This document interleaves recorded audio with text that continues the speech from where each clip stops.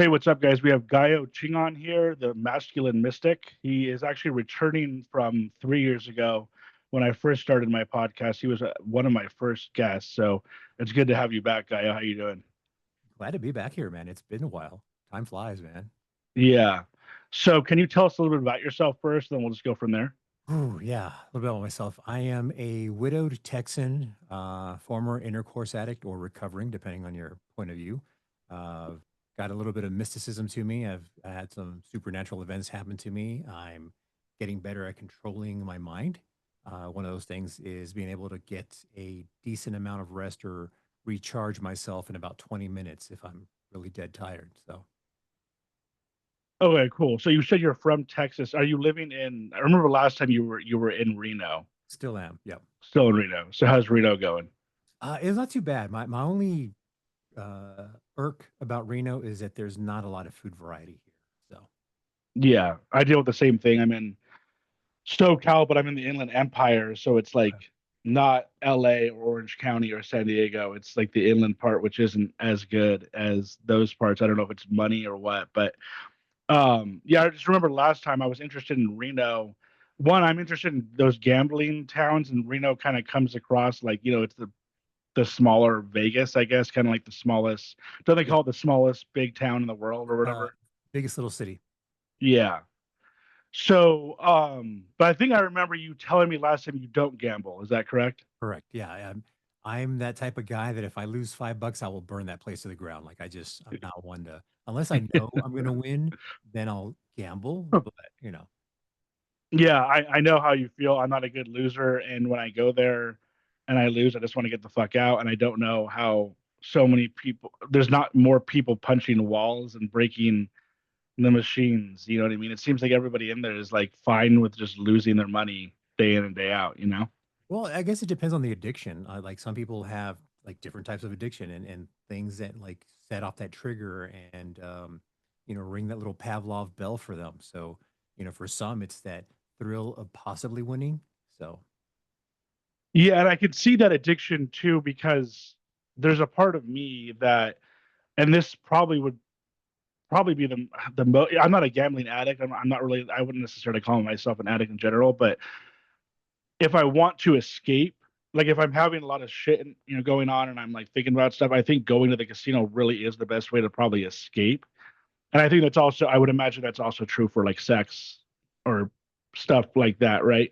Where like you might be having anxiety or depression or just, but like you're like sex would take me out of this mhm, or gambling or anything kind of it's an escape. an escape, It you comes down know? to having an escape. Yeah. And so I would imagine that that probably is the main thing for the gamblers would be my life's going to shit or not my life's going to shit, but everything's not going good. And I'm just going to go, I don't want to think about this for 3 hours or whatever. And I'm going to go blow some money. But then it's kind of like at the end of that, then you feel even worse because now you're like, my life was shit before this and now I've lost money on top of it. You know what I mean? So it's like even worse now, unless you're like a winning poker player, which I do play poker and I would like to think that I'm a winning player, but yeah. But anyway, so getting to well, let's just start with the sex stuff. I don't think we really went. I don't remember going into it too hardcore before in terms of like the details. But so you're a recovering sex addict, right? You were a sex addict for 20 years, right? And Almost 20 years. It was like 16. I got to math. Like 96 to 11, whatever that is. So yeah. so Well, how long have you been not? I'm assuming at least 3 years, right?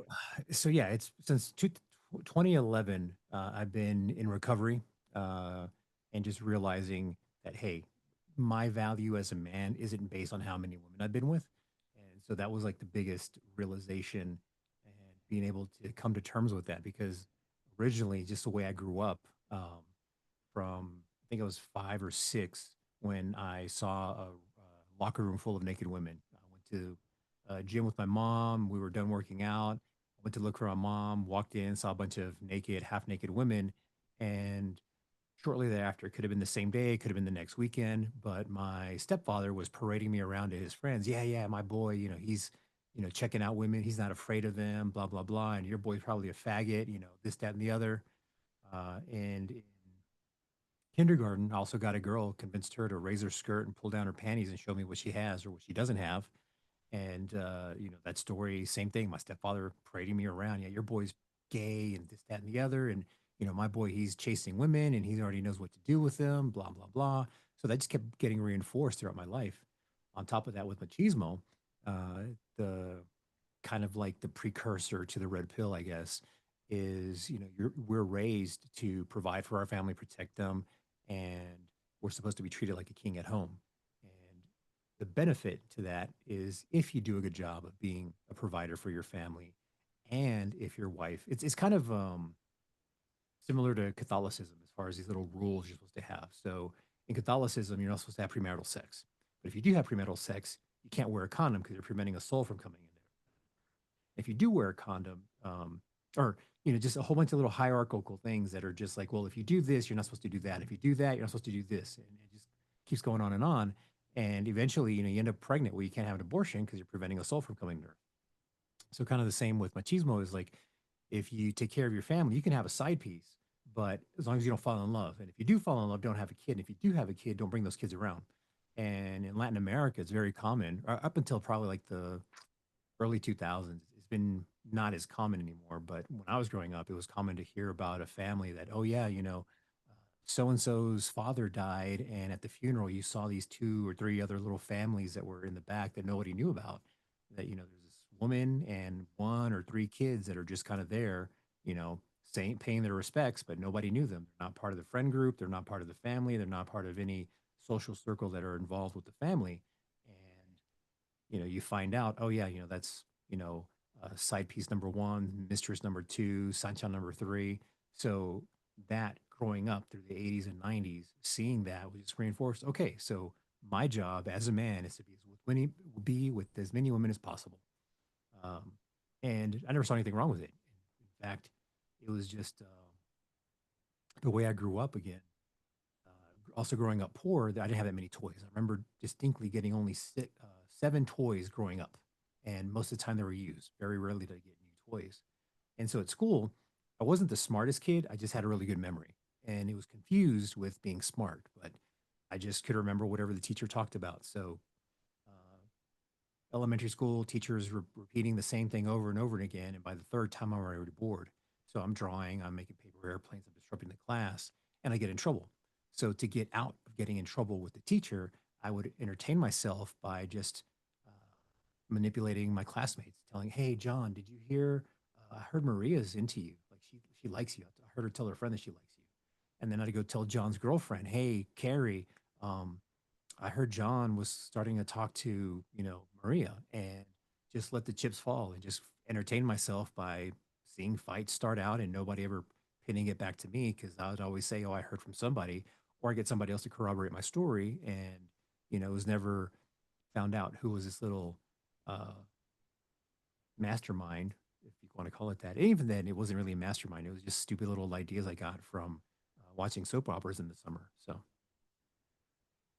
Yeah, so you started young, and it sounds like maybe you just kind of assumed that that's the way that men should be, as opposed to like they should have they're allowed to have mistresses as long as the mistresses stay quiet. And yeah, there's a lot of like you said with the Catholic Church thing, there's a lot of contrast. I didn't even really know that about the soul thing with the condom. I knew that they like weren't in general. I knew that like Christians and Catholics aren't supposed to wear condoms.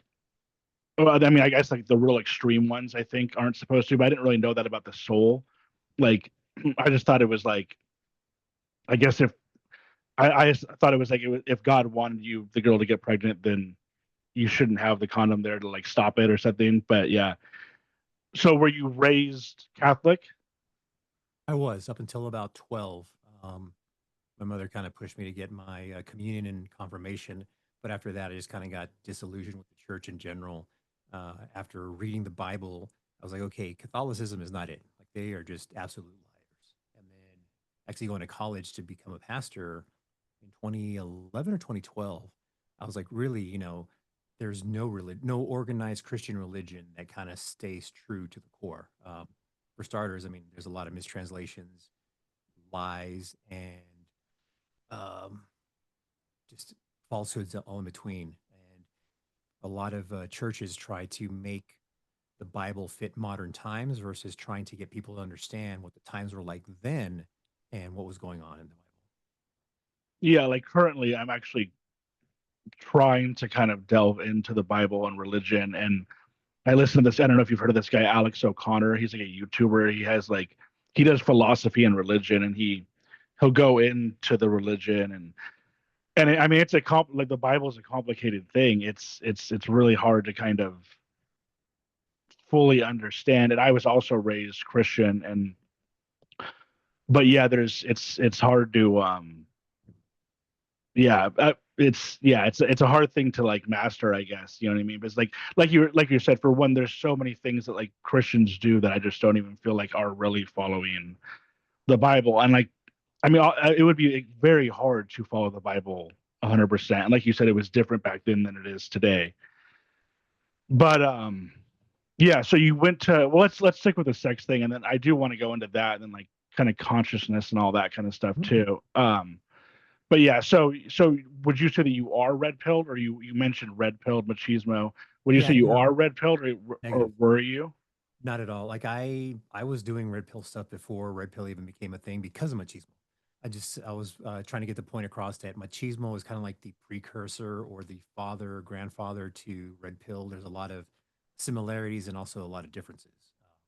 The biggest is that the red pill kind of it's changing now, but when I first started hearing about it in 2005 ish, it was more of a focus of be a better man so you can fuck all these women you can. And the focus was just to hook up with as many women as possible and just treat them like dogs. And that was kind of like the common theme there. Is like you're the only way you're going to be valued is kind of reinforcing the way I grew up, but more of an extreme level. Whereas machismo focuses on, hey, have a family, provide for them, and if you do a good job, then you can have side pieces.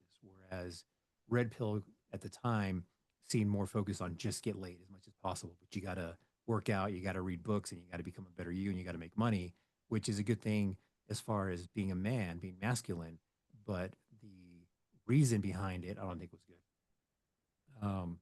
So, I mean, there's some things I agree with, a lot of it I don't, but kind of same with almost any concept or theology or ideology. I mean, I would imagine now you don't agree with the ideology of sleeping with as many women as you can and then treating them like dogs, right? I mean, No, that just doesn't seem like it would ever be a good way of living, right? I mean, I right? mean, it's possible. It's not that hard to get women because or not most, a lot of women are okay with being subjugating and objectified, but the key is how you treat them outside of sex. And it's just a lot of um, psychology. You don't have to know the terms, you have to know how to implement the concepts. And the biggest thing is if you can make her climax with consistency. Doesn't have to be every time, but if you can make her climax more than any other of her partners ever can, she'll do whatever you want. She'll drive 4 or 5 hours to come visit you. She'll take a flight and pay out of her own pocket to come fly out and see you. So it's just a matter of knowing how to manage women. But I mean, do you think it's like a good thing to necessarily kind of manipulate them to even get them to the point where they want to do that? Like, do you think, I mean, I suppose you could justify it by saying, well, if they want to be treated like shit, then why not? But I mean, I would just probably say it's probably not a good idea in general. But then at the same time, I can kind of see where it's like if that's how they want to be treated, or that's how guys who get girls treat them, kind of like, and obviously you probably know Andrew Tate Mhm. type guys. That's what they preach. But I mean, I just don't think that I could see myself really ever wanting to do that unless, like I'm saying, unless like that's the way you think it works or something, you know? It's a slippery slope, but I mean, some of those concepts I still use with my relationships today. I don't go to that extreme. I don't always treat them like trash. I don't always subjugate them or objectify them. I know how to treat them and when to treat them uh, both good and bad. And it's more of just managing. And really, I'll get flack for this. I don't really care. It's not like I'm gonna get canceled. But women are essentially like preteens, teenagers in the way of treating them. They need to be led. There's no. I do not believe in inequality or 50-50 or anything like that in far as relationships. Like The man leads a relationship, period. Um, there's no way that you can have two people trying to lead any type of event, especially a relationship. Um, it should be the man that's leading, or whoever has a more masculine role. As far as lesbian relationships, gay relationships, you're still gonna have someone that's a leader. So this isn't just heterosexual cisgendered relationships. This is all relationships. There's always going to be a leader. There's always going to be a follower or a submissive. And so, in knowing how to treat women and deal with them, you can lead them and be more of a father figure than a tyrant. And a way to put this in perspective, I'm sure you've had jobs where you had a manager that was a piece of shit that you hated, can't stand, and couldn't wait to find a new job. And then you've had other jobs, or at least you've had a job once in your life where you had a manager that, man, you'd go out of your way to do whatever they ask you. They're not assholes, they're not jerks. If there's something that happens that you screw up, if it's something they taught you how to do and you messed it up, then they'll kind of get after you and they'll kind of like reprimand you or write you up or whatever they need to do. But if it's something that you didn't know, that they didn't teach you, that wasn't part of an SOP, then they're like, okay, hey, this is my mistake. This is our mistake. The company needs to fix this. So then they take the time to go ahead and teach you the right way to do things. And those are the bosses that people never leave and that people never quit unless they have like an extremely great offer of 5, 10, 20 more dollars an hour to make them want to leave that job. And so it's kind of the same thing with the relationship where you can be a tyrant and you can keep people around and keep people under your thumb, women, but eventually they're going to get tired of it. They're going to, find domestic abuse. They're going to find a way to get out of your thumb. They're going to have friends that are going to pull them away from it, family, whatever it takes to get them out of that relationship. Whereas being a good leader, being a father figure and taking care of them, but also knowing when to use or have a strong hand. And I don't mean beat them, but I mean have the strong hand to have the discipline to correct their actions, to keep them towing the line and maintaining boundaries that you established. And they're going to test them. Almost everybody tests boundaries from children to adults. Doesn't matter. But I mean, do you think this is like kind of inherently just drawn into women that they want this? Like, would you say there's some women maybe who don't want that, that like someone want to be in charge, or maybe a couple where it is kind of 50-50? Like, Oh, yeah. I kind of consider my relation, I would think that it would be 50-50. Like, I definitely am not like you where I'm leading the charge or whatever. And I think that's okay too, Yes. right? So in some situations it is okay. Just you're mainly just talking about for yourself. Right. So what I mean in general, so imagine the bell curve of any type of situation. There's always going to be the majority, which is in the middle, and then you have your outliers. So at the end, you'll have um, small percentage of women that want to be the leaders, and you'll have another small percentage of women that want 50-50. And I don't mean small like 1% or a fraction of a percent. I mean more like 10 and 10% of each, and then most of the others are some degree or variation of wanting to be led. And it also depends on the woman. Um, and just think of your own personal life. This is something I kind of learned over time that I put together. I call it the puppet, the hand, and the box. And so this concept is essentially who you are in public is your puppet. That's a little mask that everybody sees how you behave, how you talk and interact with coworkers, with cashiers, with service people, with anyone that you meet in public that you don't know well. You meet them for the first time, whether it's a new job, whether it's you play dodgeball or any type of recreation sports, whatever you do, the first interactions are usually the type of a mask that you kind of have for yourself. And this is just kind of like, okay, I'm trying to get to know you. I'm feeling you out. I don't want to tell you all my dark secrets because who knows how you're going to judge me, what you're going to think about me. The hand is once people get to know you better, you take them off, you take off your puppet, and you get to share some of your dirtier jokes, some of the things that you believe in. Whatever nerdy thing you're into that you think people would judge you for. Say you're into D&D or tabletop gaming, console gaming, uh, building mechanical keyboards, whatever your hobbies are that you generally are worried, or you're not even just hobbies, just interests too. Whatever your political affiliation is, whatever your um, anything that interests you besides surface level things, you would generally not just blurt out, "Oh yeah, I'm into X, Y, and Z, A, B, C, D, blah blah blah." You'll just kind of stick to surface level things until you get to know the person that you feel like you can share with them. The box is the person that's hidden underneath, the person that's puppeteering everything that you would only share with maybe one person that you've known for over 20 years. You can make racist jokes, stereotype jokes. You can talk about how fat or ugly some girl you hooked up with, but she gave great head. The things that you would really only share with someone that you know that you have their absolute trust, or that you would only think about to yourself because, man, that's too fucked up. Like, I can't let anybody know about this because they might think I'm a serial killer, or they might think that I'm some type of pervert or whatever. So, keeping those three concepts in mind, most women won't admit to the things that they like in a public setting. They'll admit to some things or different things, but one of the more common ones, there's two common um, fantasies women have, but it depends on how well you know them before they share it. One is CNC, consensual non-consent, which is essentially just a rape fantasy, but with someone they know that they trust that will stop if they say stop. Another one is double penetration, that they generally like the idea of it, but implementing double penetration or even being Eiffel Tower, whatever, it's one of those ideas that are hot to them, but would never want to actually do. So it kind of depends on the woman. And then there's varying degrees of other kinks or fantasies that women have that they don't share unless they feel comfortable with someone. So kind of the same with like a feminist. Some feminists like to be led, but only in the bedroom. Other feminists want to be led in their relationship, but they just don't want the public or their friends or coworkers to know that they're being um, led by a man, that their relationship isn't 50-50. So it just kind of depends on the varying degrees of what a woman is comfortable with sharing.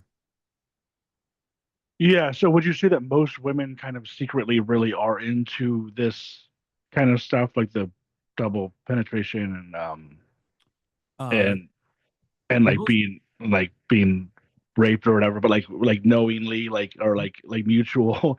Because I mean, what I was going to say is I would say that most women that I know or come into contact with, I would assume they kind of wouldn't be into it. I don't even think that I would even really ever maybe throw it out there. But then I'm kind of like assuming that maybe more of them are actually into it than you would think, type thing. Would you say that's true? the most common from my experience, and this is so as a roller derby referee and announcer for 15 years now.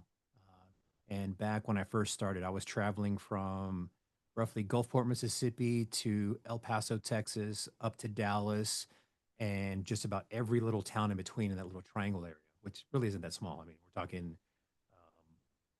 a couple 100,000 square miles. But every weekend, Friday, Saturday, and Sunday, for 2 years, I was refereeing or announcing a roller derby game.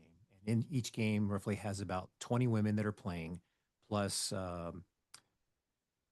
officials, non-skating officials, scorekeepers, that kind of thing. So we're talking roughly about 100 people Friday, Saturday, and Sunday that I'm meeting. So 300 per weekend. A lot of overlap because some places are traveling. I'm refereeing for the same team at another location or at their home team.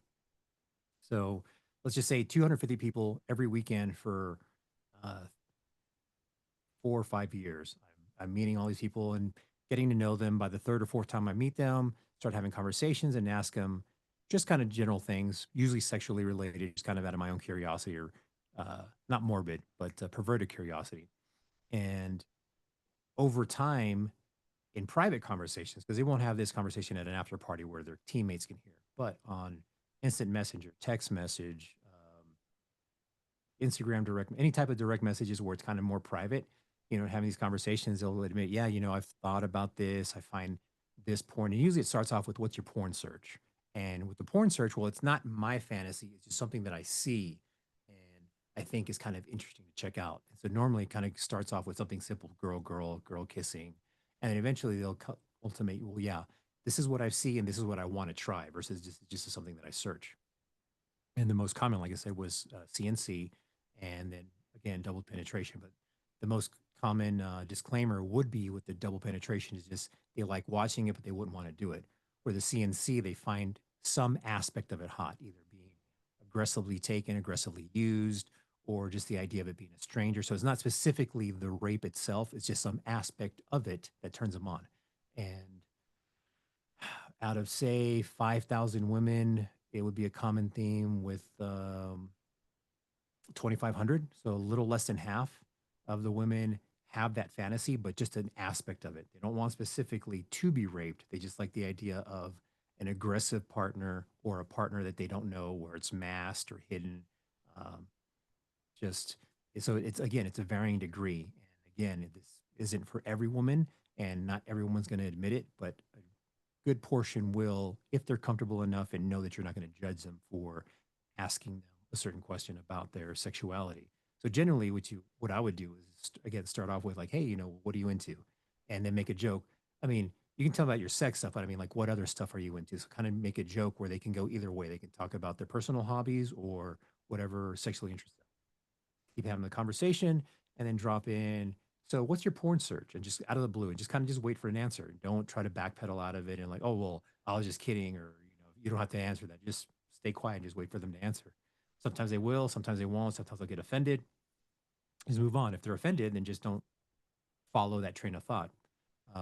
But usually, if in a group setting, one or two girls are going to try to be exhibitionist and let everybody know, hey, what they're into or what they search. So, Yeah, I mean, have you ever like would you say a decent amount like for one, did it take you a while to build up to this conversation? And then two, did you said you got some pushback, but would you ever get like women actually being like mad or really offended to the point where they're kind of like fuck off or whatever? Or for the most part, would you say that like if you just kind of asked the question and waited, I don't know, like I said, where you were at in your relationship with them, but would most of them just eventually kind of answer and not really get that mad?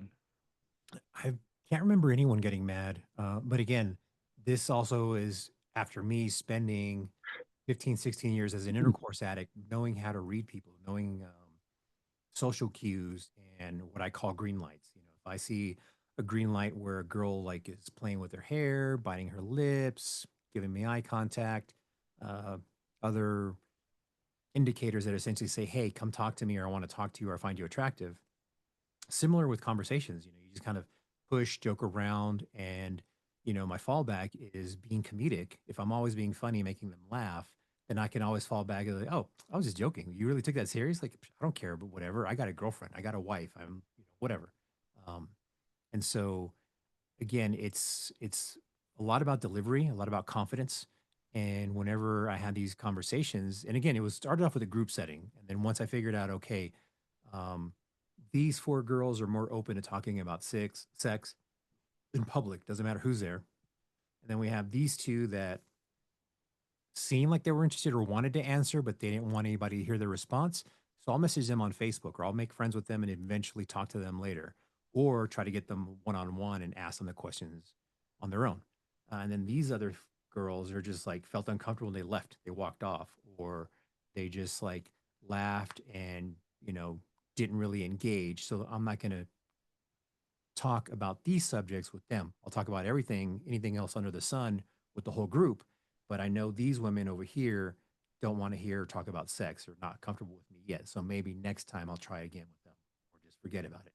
So these are little mental notes that I'm already tracking and following up on and know how to continue going on because, again, I just a lot of years of predation. I mean, just following and knowing how to hunt for women.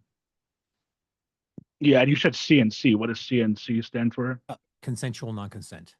So basically consensual rape. Okay. Yeah, because I had a girl, a friend who was a girl who I liked back when a long time ago. It was like I guess started in high school, and then it was one of those where she had a boyfriend at the time who I knew, but then liked her for a good period of time, but it never worked out. Just and she ended up being like probably my best girlfriend. And she told me one time that like she had like rape dreams or rape fantasies, I guess. And I don't even really at the time I didn't even know that that was a thing. But I also she was a pretty liberal girl, like really pretty liberal. But since then I haven't like really encountered that, and I really wouldn't say that I encounter unless I really know the girl well, or it's my girlfriend, or it's somebody I'm dating, or whatever. Like I probably would just not have that conversation for fear of them getting mad or whatever. Yeah, one question I had. I mean, I have a fiance now, so I don't really want anything to come across like. Are you in a relationship now, or or in a Yes. relationship, or married, or? So I'm widowed and I'm now in like a poly-ish relationship. Okay, That's just what works out for me because any other form of monogamy just won't work. yeah, and yeah, yeah. I mean, there's a lot of stuff that I would want to. Yeah, I would be interested in talking about, but I guess I can only go so far with some stuff. being the circumstances. But so yeah, so what I was gonna ask is like, so back then, I liked a good amount of girls back then, and I didn't get girls in high school, college, but then eventually I got a girlfriend in college, and from there it went okay, I guess, then on. But in a situation where you like a girl and you're in the friend zone, um, and you can never really break out of it, like, do you feel like there is always a way to break out of that, or do you feel like sometimes you just kind of gotta like cut the cord? What do you do? Like, It's what for both of us? We're both in relationships, so right. being in the situation back then or whatever, what would you do if you really liked a girl and like she wasn't into it, and you don't really know what to do? You're like, what, you're kind of just stuck. Yeah, it's situational. I've been in the friend zone a couple of times inadvertently and just me stupidly opening my mouth. And it is recent as 2013. I ended up in a friend zone. Um, and so I kind of realized at like 12, 11 or 12 that the worst thing a girl can say is, "Ew, no, you're ugly." And I mean, now it'd probably be accused of me too or of something, right? But 30 years ago, 30 shit, 35 years ago, the really the worst thing could happen is like, "Ew, you're ugly, you're whatever." And more often than not, as I got older, I realized it's usually more of, "You're not my type." You're like, "Oh no, you're." I always had this kind of like bad boy look. And so, oh, well, you're not clean cut. Oh, you're not white. Oh, you're not black. Oh, you're not Asian. You're not whatever their preference was. Like, okay, fine. I moved on.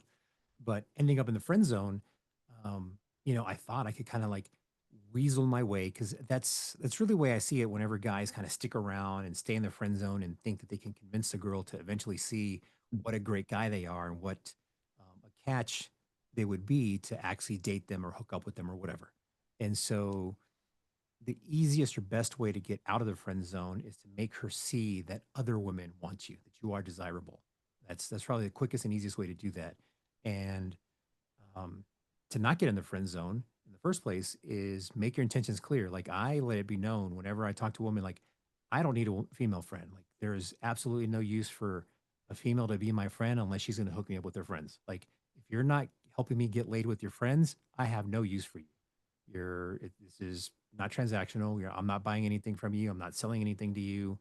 Um, like I really have no use for women outside of transactions or sex. Like there's no benefit. It's not like she's going to give me some secret that only women know or only she knows about friends. She can only tell me what she knows about her friends. She can't tell me about women in general. I already have the experience with that, so it's something that I can benefit from her in that. Um, I do have some female friends that I am close to over time that they've shown to me that like, hey, there is value in having them as friends, but in general, like I don't go out and seek female friends. So when I'm first having a conversation with a woman, I'm letting them know, hey, I want to take you out on a date or I want to hook up with you, whatever that scenario looks like, depending on where I meet them. If I meet them in the bar, it's more likely that I can get them to agree to have sex. If I meet them at a bookstore, I can probably convince them to go out on a date versus like, hey, let's go hook up in this alley real quick. Daytime is not going to happen. Bar, it probably could.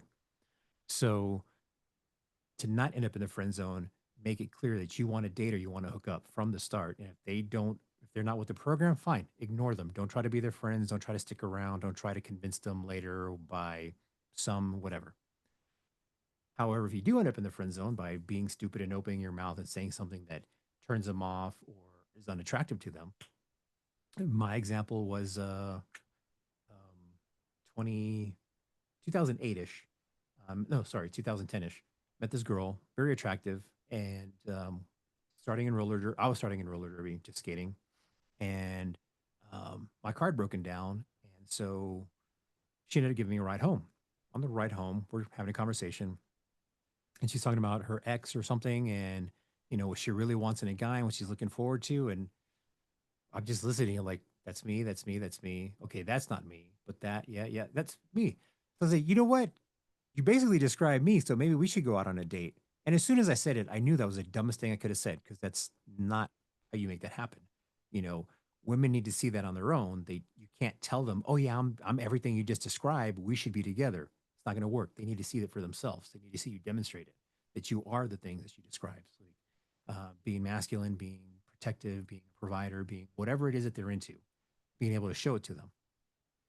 And so when I said it, I'm like, fuck, I just screwed this up. And she's like, oh, maybe, yeah, we'll see. And she kept driving. The rest of the drive was dead silence. She just ends up dropping me off, and then like, you know what? Fuck it, just completely ignore her. She was gonna pick me up to the next day to take me to go get my car. I forgot what was wrong with it, but something like uh, I needed a pair of pliers to because it was a jalopy. It was a piece of shit car that I needed to like wire something or do something to it to make it run. Like it was kind of like a built-in kill switch, but you know I'd screw it up or driving around would bump or loosen something. I don't remember, but it was something kind of silly. And she was going to give me a ride. I told her, hey, you know what? Don't worry about me. Pick me up tomorrow. I'll just take a bus just to like avoid the awkwardness of having another awkward, silent drive from my place back to the skating rink. So after that, didn't talk to her, ignored her. We were still friends on Facebook. Um, and of course, over time, she's seeing me on, I'm guessing she saw me on Facebook, all the feeds, all the pictures I was in, all the stuff I was doing with roller derby, doing stuff on my own, having my own motorcycle, working on it. And so she saw, oh, hey, he is handy. He does do these things that he said he was. And it was July 4th of 2011, 11 or 12, one of those two. But she called me up and said, hey, you know what? My friends bailed out on me, blah, blah, blah. You want to hang out? I'm like, actually, I'm busy with my friends, but after I'm done with them, we can go grab a drink or do whatever. And so I didn't jump on the opportunity. That was like another thing is just because your friend zoned girl calls you up, you don't just drop everything for her. You still live your life and do whatever you're going to do. And if she's still interested in you, she'll. And so I told her, yeah, I'll meet up with you at 10 or 11, whatever time it was. She messaged me like at 4 in the afternoon, early in the afternoon. And met up with her, went out for drinks. And I just kind of like really didn't fawn over her, acknowledge her. I was just kind of like, yeah, you know, how's life? How you been? I didn't think anything of it. I was more interested in trying to hook up with her friends because she was an attractive woman. She had a lot of attractive friends. I'd always see them. So I was like, well, you know, we're not friends. We're not hanging out. I already blew it with her years ago, but I could probably use her to find other friends or find someone else to hook up with. And so I was just kind of like leading the conversation that way. And she wanted to take a picture, like, hey, you know, she was millennial. She wanted to take a picture of dinner, and we hung out. So we took a couple of silly selfies together. And then she goes, okay, now do a serious one. So had a serious face, put my arm on her shoulder, but not like I was trying to like pull her close, just kind of like, you know, like a friend, just kind of hang my arm over her shoulder. Took a picture, and she had said something about, man, that'd be really nice if she could make that her screensaver, and that was like the first little clue that she wanted a little more. So I sent her the picture. You can send it, do whatever you want with it. A couple hours go by. I forget how the conversation went, but eventually we ended up going back to her place and we ended up hooking up. And it's just really the key to get out of the friend zone, in my experience, is either make her see, help make her see that you are the guy that she wants, or just totally ignore her. Treat her like, you know, she's not nothing special to you anymore. If she says no to you, then she's dead to you. And once she realizes that you're not affected by her, she doesn't have you enthralled or wrapped around her finger, she's going to want to get you back in that position. And the next best way to do it is if she can't get it with her looks, instead of use it with her body. Yeah, so I mean, do you feel like the whole thing is kind of like a game? Because like when I was like younger, obviously, and pretty much almost my whole life, I've heard like, what do women want? And it's like most women, like I have a sister, she would say, oh, they just want like a nice guy. But then obviously as you realize that, and I'm like pretty much, I think that I'm a really nice guy. So I'm like, why isn't this working? And then you kind of realize, oh, it all seems to be some complicated game where you kind of like if you read what or if you believe what they say or whatever, then you think it's all just kind of an honest, honest thing. But then you come to realize, oh no, it's not so honest and it's a game. So would you say that I mean, obviously there is honesty once you get to like maybe, but like in terms of just like dating, kind of, would you say it's mostly all a game? And it's like, do you start will you start to do like manipulative things or even kind of like you said, let's just say you like a girl, but you're really not the guy that she wants or whatever. Will you try to become that guy or like pretend that you're that guy, or no? You will you just write it off as soon as like you realize like you're not the guy or whatever? Or So your first question about you know, women wanting nice guys, it's partially a game, and it's the best way to I guess not demonstrate but illustrate, I guess, is I want to say the movie As Good as It Gets with Jack Nicholson. He was a writer allegedly, or in the book, sorry, in the movie, he was a famous writer. He wrote women very well, and one of the lines that stuck out with me is some woman at a book signing like, "Oh my God, I love how your stories and blah blah blah. And you write women so well. How do you do it? What's your secret?" And he's like, "I take a man and I remove accountability and uh, logic, and that's a woman."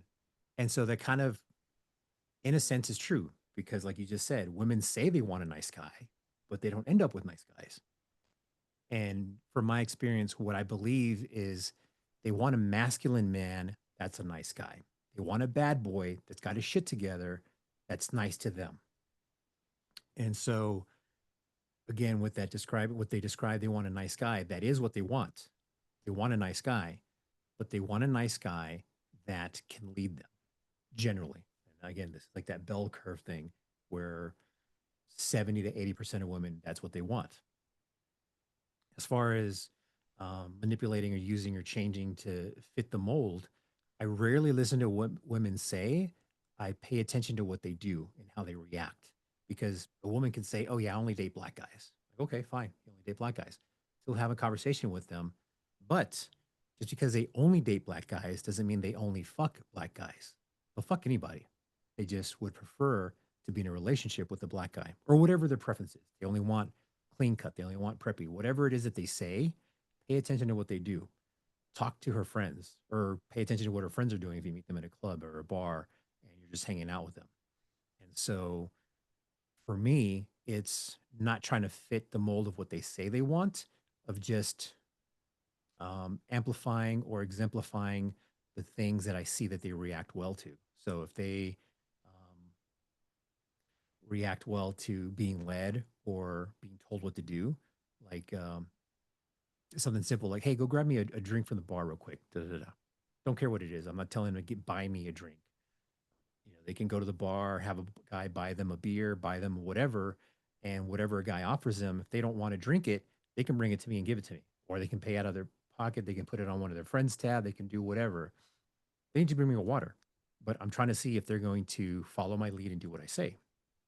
And it's one of those things that kind of is psychological. Is if you get someone to do you a favor early on, even if it's small, they're more inclined to keep doing it because they want that approval from you. They want you to, uh, continue liking them. And it's most humans' innate nature to want to be liked, to want to be accepted, and to want to be part of a community or a group. So, and that's where I think we have a lot of issues with the youth, is that they don't know how to connect because they're always online and they don't have social cues to learn how to interact with other people. And so they're in a silo or in a bubble where they only talk to other people of this like mind or same ideas, where they end up with um, ideologies like the red pill or men going their own way, or just, misogynists that hate women because women say they like nice guys, but I'm a nice guy and they don't like me and they don't date me and I never get laid, so fuck them and I hate them and blah blah blah blah blah. So all these different angles, because they never learn how to interact with people. They're always on their phone, even at school. They're not talking to girls.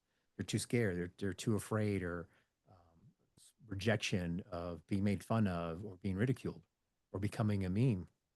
So they just avoid it altogether and never learn how to do it. Uh, and so it's frustrating that it would make technology so easy for kids and for adults too, but for people to just disconnect without really connecting. yeah. So I mean, would you say that if let's just say you're on um let's just say you're on Instagram, you see a girl that you think it's like, the hottest girl or whatever, like your perfect type. Um, like do you have the mindset that you would be able to and she has a shit ton of followers too. It's like, she's 100,000 followers or whatever. Do you feel like you would be able to get to somebody like that? I mean, I would say in person too, but for some reason the Instagram thing seems a little bit more harder to kind of catch, but you have to get them to even respond to you in the first place. How would you go about that? I'm not really good with like social media trying to pick up women. Like I can once I have a conversation and can text with the woman, yeah, I can riz, game, charm, charisma into getting more. But that opener is usually the hard part. So even for me, with the experience that I have, trying to get a woman's attention that has a lot of followers online is difficult. Um, every now and again, and I'm not really much on Instagram or social media to like check out big booty bitches and message them and fawn over them. Like my algorithms on TikTok and Instagram is mostly like DIY, learning how to do things, fixing things, knowledge. Like it's more about more STEM and learning than it is about, or some jokes. There's a lot of like comedians that are coming up on my feed now, which I'm trying to figure out how to filter out. But anyways, like I prefer using social media to learn rather than trying to talk to women. Like I'm fine talking to women in person, so I don't feel like I need to do it online. But of course, once you meet a woman in person, you're not going to get their phone number. They're usually going to give you their Instagram, their TikTok, their whatever social media they have. Maybe, usually my age group, so like elder millennials and Gen X and boomers, I'll get their phone number. But younger, so anyone after 85, 90 that are born after 85 or 90, usually they'll just give me their socials. And so once I have their socials, it's still easy to just talk to them like, hey, what do you think about X, Y, or Z? Right, cool. Hey, I'm thinking about doing a podcast. Can you come on and have a conversation? Let's meet up for lunch. And like, it's never trying to convince them of what type of guy I am. It's about getting them to meet me in person. I rarely waste time on social media talking to girls or DMs or messages, talking to girls to try to get to know them. I get to know them in person. Um, Messaging is just for logistics to get them to meet me in person so that way I can shine because online you're going to just be in a sea of other guys that are trying to talk to her. And so if I try to get to know her, um, I think or perceive it to being if I try to get to know her, there's probably 50 other guys in her DMs trying to get to know her and talk to her as well. So what's going to make me special there? Nothing, unless I have an amazing social media feed or story or whatever going on in my life, which I rarely post. I have some stuff that I was posting on my own, but I just got tired of posting in general.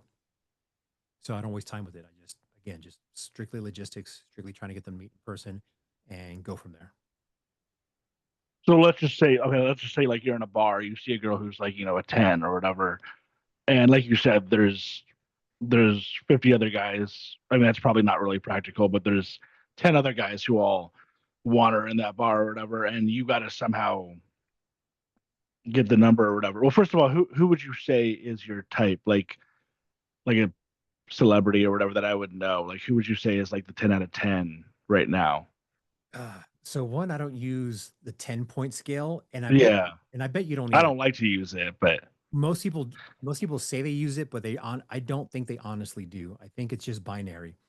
But socially, and I'll get back to your question, but socially, we're conditioned to use the scale 1 to 10 because it'd be rude to say, oh, you're a zero. Oh, you're a five. I don't think I've ever heard anyone say that another person is less than a six. Unless you're talking to your friends, you might tell them yeah. she's ugly. She's like a two. But if you're talking to someone in person, oh no, you're like a six or seven, but you're just not my type. Like that is usually that excuse. What you're really saying is you're a zero or a one. I use binary, just zero or one, yes or no, with modifier. So you're either a yes, no, fuck yes, hell no. Like those are my 4 points. But I use a three. I'll explain in a minute. Anyways, but generally, you're not going to tell them, ew, fuck you. No, you're ugly. You're going to say, oh, no, you're just not my type, whatever. So they use a 10-point scale. So me personally, it's either yes, fuck yes, no, or hell no. Um, and I use a 12-point system. So it's 4 categories for 3 points. Anyways, so back to your question, how do I get the girl's attention that I'm really into? And as far as the body type, for me, I like a size 8 to 12. So Sofia Vergara, Selma Hayek, like currently. Anna Nicole Smith before and after she lost weight. So those are like my um, extremes. So Anna Nicole when she was on the TV show before she died, and actually she lost weight before she died. So from the alleged hydroxy cut that she used when she lost all that weight um, to when she was like almost at her biggest, those are like my that's my range. But I prefer more of like Sofia Vergara body type. So hourglass figure, long hair, very feminine, um, wears skirts more often than not. So for me, it's more skirts, dresses, and long hair, and an hourglass figure. Height doesn't matter. Of course, it's rare to find an hourglass figure taller than like 5'10". Anyways, so how would I get her attention at a bar? Yeah. It just kind of depends because I wouldn't try to get her attention unless I already know she's giving me green lights, unless she's already playing with her hair, biting her lip, staring me down. And if even if I don't see those, one uh, quick hack is if you make eye contact with them, check your wrist. Like if you don't have a watch, check your wrist either way. Like, oh shit, I don't have my watch, and then pull out your phone. But when you're pulling out your phone, pay attention to your peripheral and see if she also tries to check her time one way or another. If she checks her watch or she gets her phone out. Um, it's a psychological thing. I forget the term, but essentially, it's if you're interested in someone, you're going to mirror them. You're going to mimic what they're doing. And so Hmm. she tries to check out her phone the same time you're checking your phone or checking your time. Um, there's another thing you can do, and I forget what it was, but the easiest one is like checking for time. If they do the same thing, they're like, oh, okay, so that's she's at least paying attention to me. That doesn't mean she likes me. That just means that she's been watching me, paying attention to me, and now she's just kind of stuck in this loop to mirror. So then that's when I'll start focusing more attention on her. So let's just say that she does give me green lights, that she wants me to go and talk to her. And it's not just me. She's just interested in any guy that's like 6 foot, 6 foot, 6'1", bald, facial hair. So there could be two or three other guys that look similar to me. Maybe another guy has more hair, or he's got a buzz cut, whatever. But she has the type. She's been paying attention to us and just waiting for one of us to go and talk to her. So normally what I would do is I go, hey, blah, blah, blah. My name is Gallo. Um, I'm new to town. I just got into town. This isn't really my bar. Do you come here a lot? And just have a conversation about what's here. What's going on, and keep it kind of surface level, but trying to be engaging and witty. So like, oh hey, I just realized, you know what? That's a pretty cool headset you got. Like for you, you got a headset with the mic piece. Where'd you get that from? And get them to talk about something that they're interested in, and when they're talking about themselves, which is almost everyone's favorite subject, it gives, forget the hormones, not endorphins, but it causes them to release like these feel good emotions like, hey, I'm feeling good about what I'm talking about.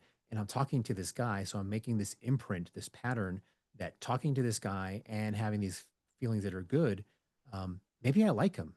And the more you get them to talk about themselves, the more you make them talk about something that they like, the more it's kind of like a feedback loop to where they like you even more than the guy that she just kind of just saw and also likes. Even though if the other guy is in better shape, if he's got more muscles and she's more her, that guy is more her type, but because you're giving her that feedback loop of making her feel good about herself, about talking about herself, about things that she likes, now she finds you more attractive than the guy that she's really into. That's really her body type. Um, and so just kind of leave it alone and figure out whether how far you can go with her, having the conversation. And hey, weird question. Uh, if you could wake up tomorrow with whatever degree, or license, education that you need, experience for your dream job, where would you be going to work tomorrow? So it's not just what her dream job is, but what her dream company to work for is. And now she's like, oh man, I would love to uh, work, be a chef at Gordon Ramsay's, whatever. Or she would love to be a travel agent. Maybe she would love to be an influencer, travel influencer, whatever it is that she's into. Now like, oh, cool. I've seen this other influencer, lean beef patty, and this, that, or the other. You know what? I think you'd be more engaging than her because she's got this like little cutesy look, but you have this blah blah blah look to you that I think you could probably do it. Why don't you try it? You should give it a try. Blah blah, and just kind of again, positive reinforcement, getting her to open up about herself, have her conversation. Like, hey, look, I got to go. Here's my card. That's another thing. I always have a business card, not tied to the company I work for. Is just my name, number, and a social, or my name, number, and an email, or something that's just like three, just depending on where I'm going. And so that way, depending on how much access I want the person to have of me, and usually it's a Google Voice number, so they don't have direct line access to my phone number. They can't search me on people search or anything. They can't like skip trace me based off of the information I gave them because it's a voice voice over IP number, so it's not tied to anything other than a Gmail account. So they can't investigate me, even though they're probably going to try. And then, of course, that's going to intrigue them. Like, hey, who's this guy that doesn't have a social media presence? Who's this guy that I can't find online? Well, now I got to get to know more about him. But maybe because he's mysterious, I should probably um, meet him in another public setting, which, whatever, it's fine. The point is to get them hooked and interested and coming off as mysterious, um, interesting, intriguing, and of course, those feel good feelings. And well, let's just say like a situation where maybe you see Sofia Vergara or somebody, like her, but a celebrity would probably actually change things in terms of maybe you couldn't get to her or something. But Sofia Vergara or whatever, somebody pretty much the same as her, looks wise, you see her, and even though she's not giving you any signals at all, but you're like, I gotta shoot my shot. You know what I mean? It's like I only have this is my one time or whatever, and then what would you do? What would you pull out? Kind of the Would same. you, I'd still this go the out there same? for yeah. I'd still treat her like, especially with a celebrity. Like, I've hooked up with a couple of porn stars. Haven't had any celebrities though. I mean, I met a couple, but not that I would like try to hook up with them. But with anyone, especially if they got some type of celebrity to them, just treat them like a normal person. Like, especially it kind of depends because some celebrities are affronted that you don't know them. So if they're a brand new celebrity, they want everybody to know who they are. Like, you don't know me? Why don't you know me? Like, why aren't you on social media checking me out? And, well, here I am. So they spend most of their time trying to prove their celebrity to you. Someone that's established, though, they just kind of like want to be treated normal. They're so used to being treated as a celebrity that being able to decompress and be invisible is novel to them. And so I would still just treat them the same. Um, so if they were a new celebrity, then yeah, they're going to try to prove it to me. Like, oh, okay, cool, yeah, well, good for you. Like, just act like it's still not a big deal to you. That it's okay, whatever. You're all right. You've been in a movie. You've been in 3 movies. Whoop de fucking do. Okay, you're not a household name, but okay, I'll still talk to you and be your friend or whatever you want. Um, but if they do have celebrity, just again, just be nonchalant, talk to them like, hey, blah blah, blah, hey, um, you look familiar. Are you so and so? And I'd screw up their name on purpose because I'm not well up on celebrities. I can recognize someone from a TV show. Oh, hey, they were on the TV show and back in the '90s with whatever. They were the guy that was a shopkeeper. Like, I'm somehow with faces and I guess age progression, I can like identify people easily. Actually, that's an idea. I should probably go to like the police station and look at the most wanted posters and find people. But anyways, so yeah, with names, I'd be like, oh yeah, you look like that actress so and so, and screw them up on purpose, even if I knew who they were. And they probably get affronted, like, no, no, no, I'm so and so. Like, oh, okay, cool, and just still have a conversation, and not focus on what their career is, what do they do. Again, talk to them about what their hobbies are, because just because they're acting doesn't mean that that's what they always do. Um, the mustache guy from Parks and Rec, he's actually a woodworker, like in real life. He loves doing that kind of shit. Um, what's his name? He was a mean guy on Parks and Rec. Nick Swartzen, right? In real life, or no, Nick Swartzen's somebody else. Was it him? Yeah, Nick Offerman, right? yeah, yeah, yeah, yeah. Him. In real life, yeah. So yeah, him in real life, he's into woodworking, and so you know, having a conversation with him just about, oh, yeah, I've tried carpentry. I want to make my own rocking chair. Um, I couldn't get the angles right, and I got one to rock well, but then it was wobbly, and I ended up breaking it. And and just having a conversation about shit that I tried to do, and the world will disappear. Like, you'll be the only two people in the world having a conversation about things. Where again, it's about getting the person to talk about themselves and their interests, because again, most people, their favorite subject is themselves next to whatever their hobby is, and their hobby is about themselves. So it's a feedback loop. Yeah, and then you mentioned earlier, like going to the gym, having money. I forgot what the other thing is. Like, do you feel like those are things you kind of need to do or have? No. It Like, do you feel like if you were not in shape and you didn't have money, like you're fat, don't have money, like do you still feel like you'd be able to pick up a lot of women? Not a lot, not as much as I can now. So I always say money and muscles help. Money and muscles can get attention, but they can't keep attention. Wit and sense of humor keep attention. And actually, I was talking to my girlfriend a couple hours ago or yesterday. Um, 20 years ago, I was 155 pounds heavier. I'm 203 right now. I used to be 358. And so even back then, I was still pulling women, not as many as I could. And another example is, I forgot when this was, like early 2000s.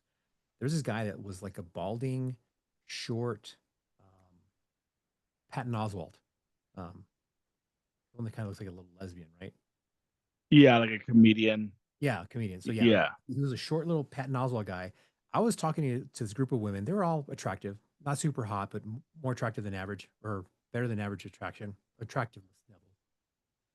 Talking to them, I'm trying to figure out, okay, which one is more interested in me. The one I liked was kind of ignoring me, or not ignoring me, but just not engaging or engaging with me. So I was talking to the others, see, okay, well, who's my next choice going to be? Whoever's the most interested in me, I'm going to go for that one. And I'm shooting the shit, blah, blah, blah, talking to them. And this little short, Patton Oswalt looking fucker just comes in and I want to say he was like 5'2" and over big old beer belly, balding, like and not even trying to hide it, not even a comb over. Like he just kind of like would purposely like flick it back. It could have been a comb over, but he would expose it. Anyways, uh, he comes in and he goes, yeah, da, da, da. Puts his arm around one girl, like, nah, you're too tall. Like he put his arm around her and no, you're too tall. You're perfect. All right, I need a hot bitch like you. Come on, let's go to the bar. And he just comes in, grabs her, and they just leave. I'm like, who the fuck is this guy? He just came in, said, "No, you're too tall. You're like kind of like a Goldilocks thing. Like, no, no, no, you know, you. Okay, I need you. I need a hot chick. Come on, let's go." And just took her with him. And she's like, she looked back at her friends and she's like, "Man, fuck it, whatever." She just went with him. And a key to it is always confidence. Um, confidence is going to get you open up more doors than money and muscles ever will. Money and muscles will again get attention, but it can't keep attention. Confidence, bravado, wit, sense of humor get you almost anything you want. Um, and so yeah, when I was 358, 355 ish, um, I could still get some women, and also had like a body dysmorphia. Like I never saw myself as big, even though I was. It wasn't until I saw a picture of myself that I was, oh shit, I need to start working out. Um, because I was in like the best shape of my life when I got out of the army. Stayed working out for a couple of years, and then just got lazy and overeating. I was drinking about 3 to 5 2 liters of soda every day. Uh, Eating big ass meals all the time, going to buffets all the time, and really didn't see like, I could probably lose some weight. It's not a big deal. I could probably run. I could jog. I could walk most of it. I could jog part of a mile and walk the rest of it without having to take a break. I'm not that bad out of shape because it was just convincing myself of a lie, and eventually, seeing a picture after a family vacation, I was like, oh shit, I'm fucking huge. I had some board shorts that standing up be at my waist, and they came to just above my knee. Um, and sitting down, I was making a sand mermaid, and one of my cousins took a picture of me, and I was like looking over my shoulder, and doing what I was working on. I was turned and looked over my shoulder, and in the picture, there was like a little sliver of the red shorts I was wearing. It just looked like my belly was just hanging over the whole thing, and you only saw a little bit, which was like a mid thigh down. Like fuck, I need to lose weight. So ever since then, I just kind of started working out again, um, and got down to 210 ish, decent shape. I got down to 210, 220, and I was like a 90s wrestler type build, and back in '05. And then that just got expensive. That takes a lot of protein, takes a lot of supplements, takes a lot of working out, a lot of eating, and it just got expensive. And it was kind of very boring because back then there wasn't any social media, not that we have now, not like we have now to have ideas on how to meal prep and ingredient prep and make different foods or the same base food taste different. You can't just back then it was just like lemon pepper chicken instead of making chicken and then just adding more flavors to it. Making one day jerk chicken, next day teriyaki, next day something else, next day buffalo, a dry rub or whatever. just stuck eating the same boring shit all the time, and it got tiring. So then I got up to about 250, and last couple of years I finally got it back down. So now I'm back to 205 ish.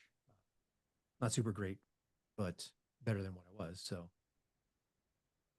Yeah, a lot of it is just like kind of like having balls and then like just like the numbers game. From what it's like a lot of I can ask a lot of questions, but really when it comes down to it, it's like, do you have the balls or the courage or whatever you want to call it to like go up and because I mean honestly, I've never been good at it in it's sad to say, but I've never been good at it in person. Like I got to the point with online dating, with like the online dating apps, not really social media, but I was on I don't know if you do online dating at all or have, but it got to a point with that where I got, because I mean, I was kind of playing the numbers game, and it's like once you have the date set up and you go meet them, you kind of already know. I mean, a lot of them didn't work out, and most of them didn't work out. But it's like you kind of at least know. Okay, they at least have to be kind of interested in me to be on this date. They've seen my picture. My pictures weren't even that great, and they kind of know what I'm into.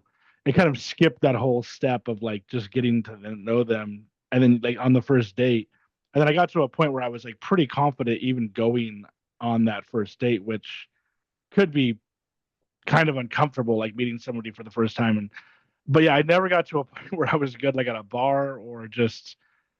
I mean, it was always scary for me at um just a bar or just anywhere in public because even though like you said the worst that they're gonna say is you're no you're ugly, which I mean that would suck if somebody straight up said that to you. Like I would be bummed out, and there is that just totally awkward. I mean, it is awkward, but really, when it comes down to it, like, what's the worst that's going to happen? Like, mhm. they're going to not be interested, and then you move on. But yeah, I just never got good at it. So in terms of like the red pill thing, not even the red pill, but I guess just like guys, mastering the game or like telling other people how to do it. I remember like about 10 years ago or something, there was um these guys called the pickup artists, and then there was a book called The Game that my friend gave me. It was written by this guy named Neil Strauss. I don't know if you know of that book called The Never heard Game. of it. My friend gave it to me in like a folder. Like I guess he had like printed it out, and I read some of it, and it was just kind of like telling you how to pick up women through the story of this guy learning how or whatever.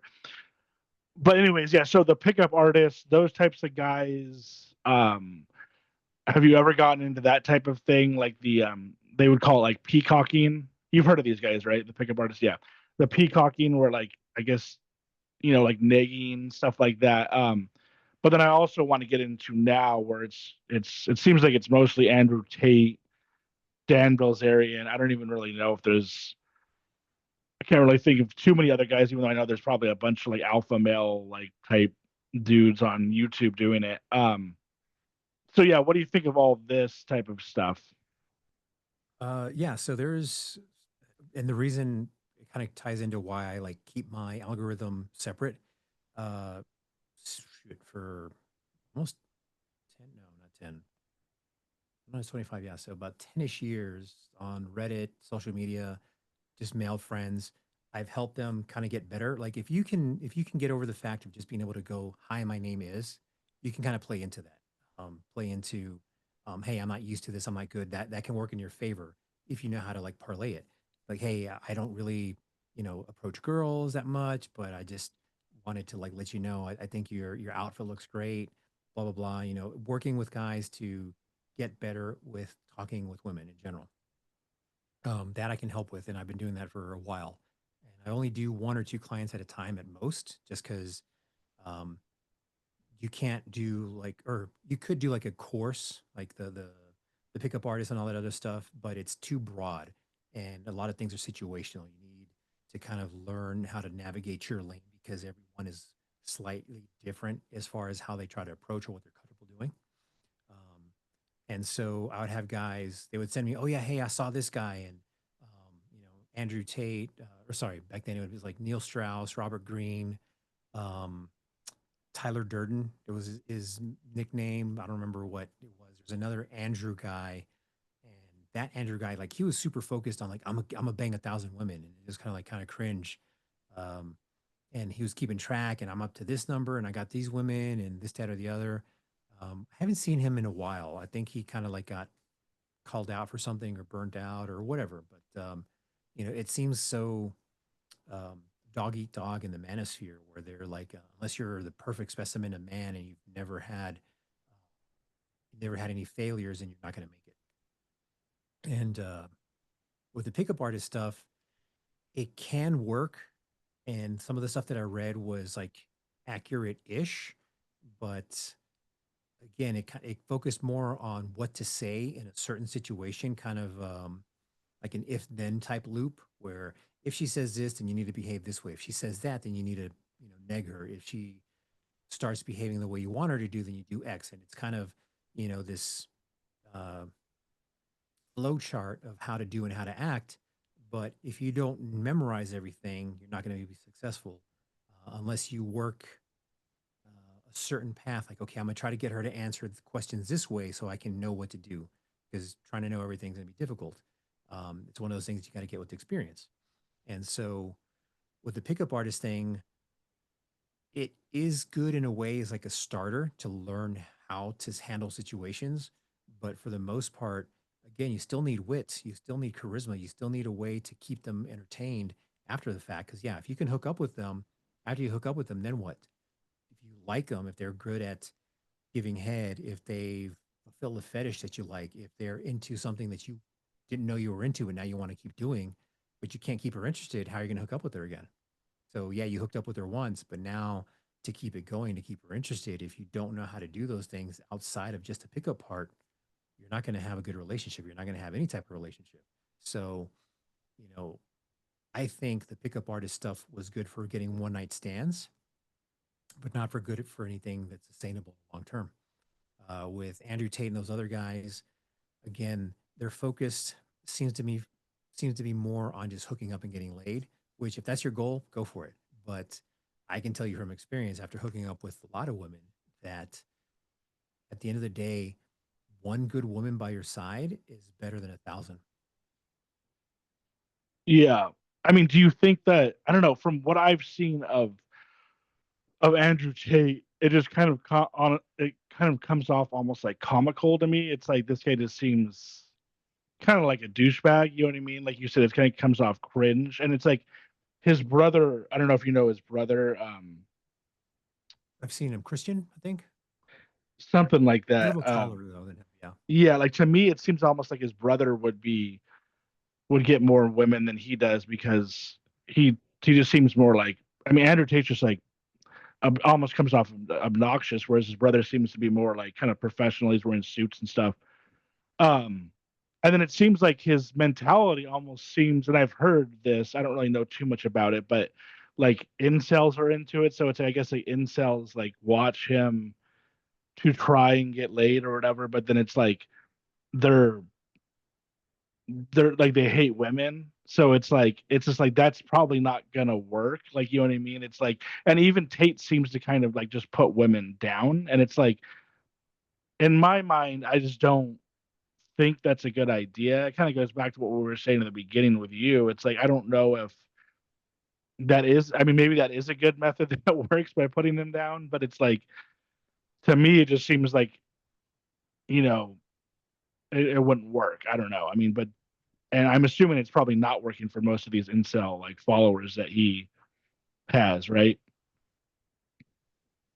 I think the negativity, the negging can work, but again, you got to know how to do it. It comes to psychology, comes to social cues. You got to know how and when to behave in certain ways. And I would imagine that the incels, or just anyone, not specifically incels, just anyone that follows that advice, some might have success and then they'll lean into it. Oh, this worked 3 times out of 100. So if I lean into it, it might work 5 times or 20 times or whatever. And I mean, if it works for them, if they're satisfied, if that's getting them laid with the frequency that they want, then I guess keep going with it. But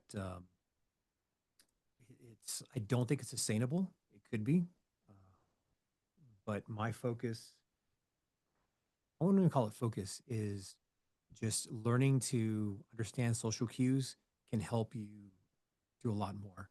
And for me, I would say I bat closer to 1,000 than the average guy, but that's because I look for those green lights.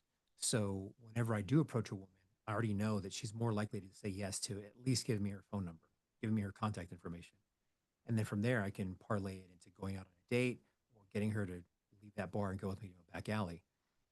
Not so much now in the past, shit, 10-ish years, 10, 11 years.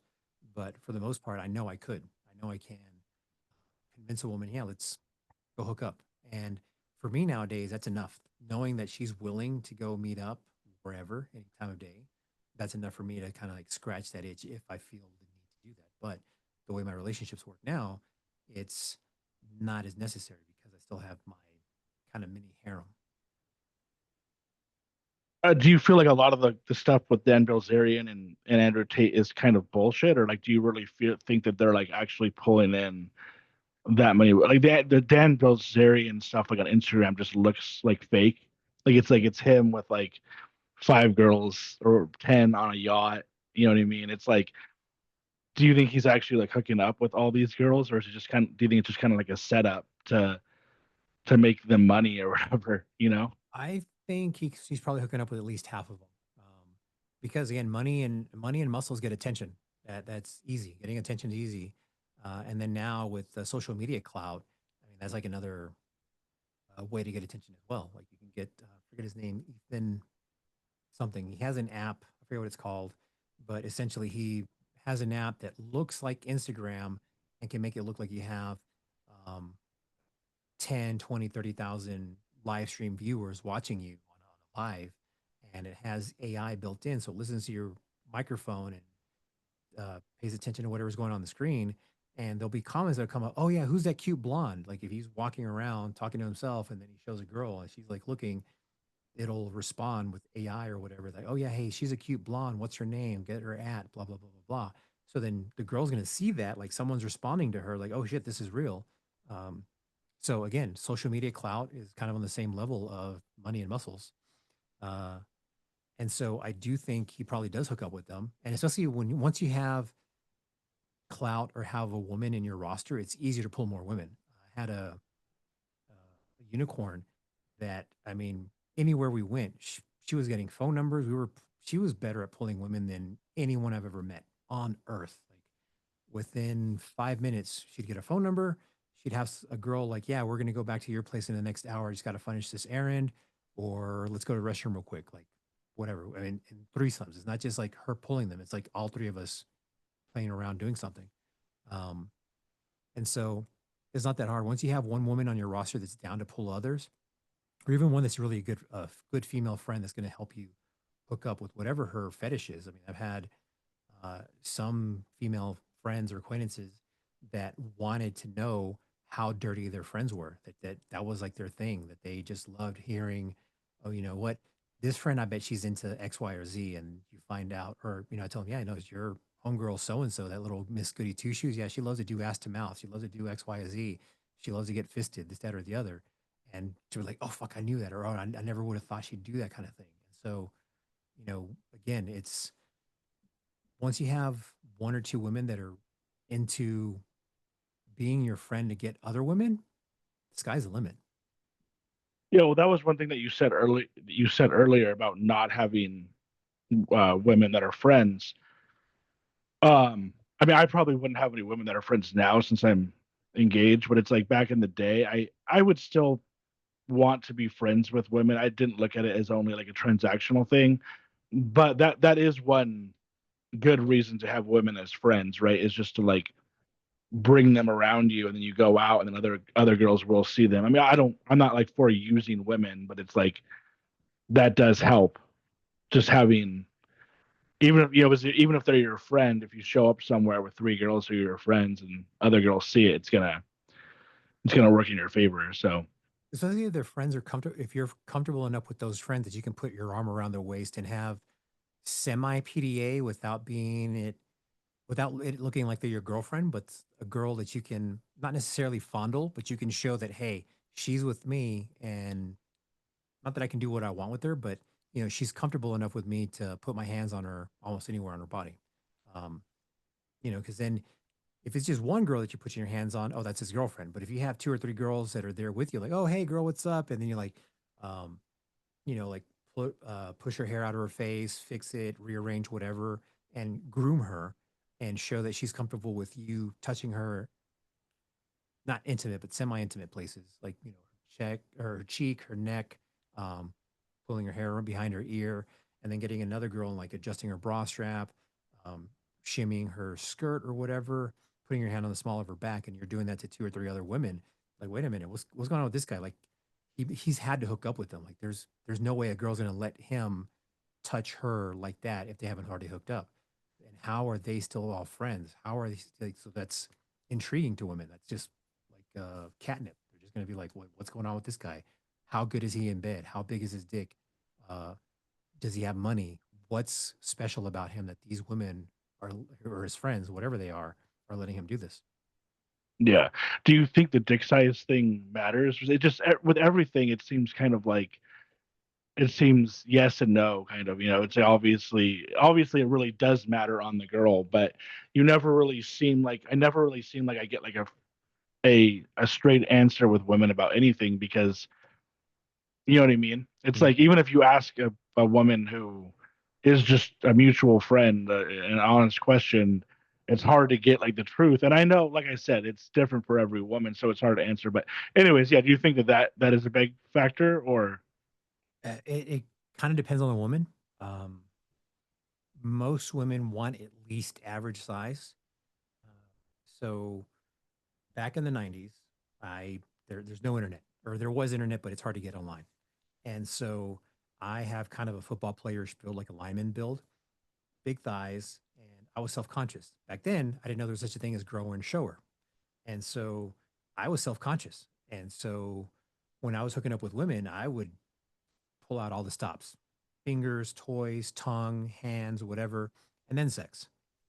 And I was always self-conscious. So I would think of fucked up shit like dead puppies, old women, whatever, enough to be able to stay hard but not climax, to just keep going. And I would go for 20, 40, 50 minutes, an hour, hour and a half, making them come repeatedly, because I figured I have a small dick. So then the only way I can get them to keep coming back is to make them come. And if I make them come consistently, then they'll keep coming back. And eventually, over time, I realized I'm slightly larger than average, not huge. I'm not like porn star big, but I could be like the guys that are in porn, but they have a smaller dick that you usually see in porn. So, like, on the small end of the range. Um, but I didn't know that for like years. So my focus was always making my partner finish. And over time, girls were like, "No, you're bigger than average." And I didn't hear that. I kept hearing size doesn't matter. Size doesn't matter. Until finally, like, one girl told me, "No, my boyfriend or my husband is like this big, this size, and this is you." I'm like, "Oh, okay. So maybe women are telling the truth. I am bigger than average. Maybe it does matter. Maybe it doesn't matter. I don't know." And so size does matter as long as you're at least average. Women want at least an average size dick, which is roughly five and a half, sorry, five and a quarter, five and three quarters length. And the girth, I think, is between a quarter and a half dollar. Like, I don't think I have anything that's roughly the size of what they're talking about. and that's hard too, right? Yeah, hard is, yeah, average. Um, so yeah, we're talking roughly at least almost the size of a dollar bill or a $20 bill, whatever. So almost the length. And then the girth, like right thirds, so like two-thirds of the width of a bill, right?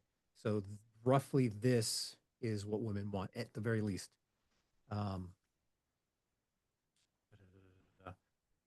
but if you're good in bed, you could be slightly smaller if you're good with your thrust action, if you're good with your duration, if you're good with your fingers, tongues, and toys, and foreplay. So, I mean, it's a combination of things that can make up for others. So, I don't think a micro penis is in a can compensate for anything unless you have a phenomenal tongue that's 7 inches, like Gene Simmons, Gene Kiss, Yeah. singer Kiss. Um, so it's a gradation, it's variation, it's um, situational, it's objective. So for most women, yeah, at least average. Some women are size queens; they want bigger, and so yeah, it just kind of depends.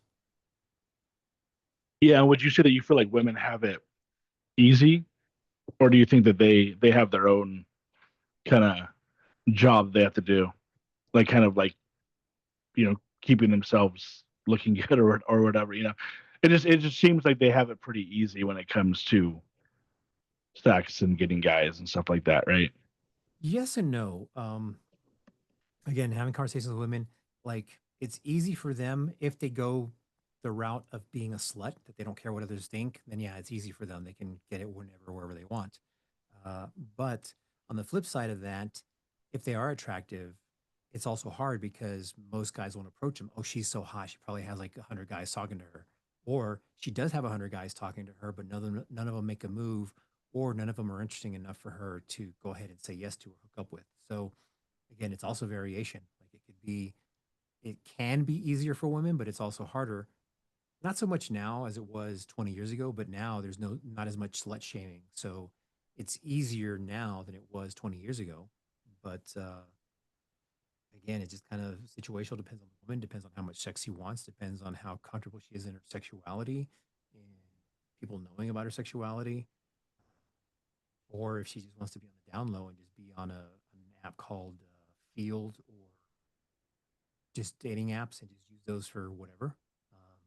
Here in Nevada, it seems more common that women are super open with their sexuality. I mean, I met some girls that were like, "Yeah, when I turned 18 or when I graduated high school, I just started doing e-cam stuff because just it's easy. There's no stigma to it as it was, or there would have been 20 years ago."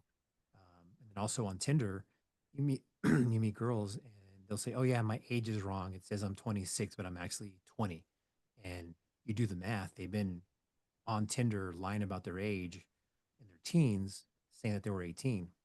So they were on there at 13, 14, pretending to be 18-year-olds, doing whatever they're doing and not caring. And instead of making a new profile with their actual age, they just keep using the same one for whatever reason. Does it like automatically update, like so you can't like change it? Yeah. So whenever, or Yeah. I think it's Tinder. I don't know about others, but I know on Tinder, some girls that I met would say, yeah, it says I'm 26, but I'm actually 21 or 20 or whatever their age is. And I didn't think anything of it at the time. Like, whatever, you're on your knees. I don't give a shit what you're doing or what you're lying about your age for. And then I did the math, like, wait a minute. If you're 26 now, that means you've been on this app for 8 years. And if you're 20 now, if you're 20, you're 6 years younger. That means you were doing this when you were 13, 12, 13, pretending to be 18. Like, Which is scary because it's like if you've been on those apps and you know there's younger girls and like you don't know about it or whatever, it's that can get you into trouble. that's a fucked up thing about the law is that the law doesn't care whether you know or not. It's, um, back when I was 21, I mean, I had situations where when I was in the army, it's easier to get away with in a sense. So back then, most military bases are in small towns that only exist because of bases there, other than like San Antonio, which is like a training center, but other smaller towns like Watertown, New York, Fort Drum, New York, uh, there's nothing there really. And so I would meet girls online on AOL. That's how long ago it was. I'd meet them online and they say, yeah, I'm 18. I'm over here on this part of town. Okay, cool. We'll meet up. And, you find out a couple weeks, couple months later that they're 13, 15, whatever. And the parents don't care. They're just like, if you get her pregnant, you marry her. Yes, sir. Whatever you want. As long as I don't get charged with the statutory rape, I'll do whatever you want me to do. And I'll stop talking to your daughter right now, as a matter of fact. And, that was happening a lot where guys were getting married because, the girl ended up pregnant. And the fucked up thing, there was a couple of times where, it'd be two white people and the kid is mixed of some sort. And so, like, the guy's stuck with her and she's a whore. So, you can't do anything about it. You can get divorced, but still. kind of scary that shit like that happens. It's been happening. It's not just like a new thing that happens on Tinder. I mean, in the military towns, it's not a big deal for them.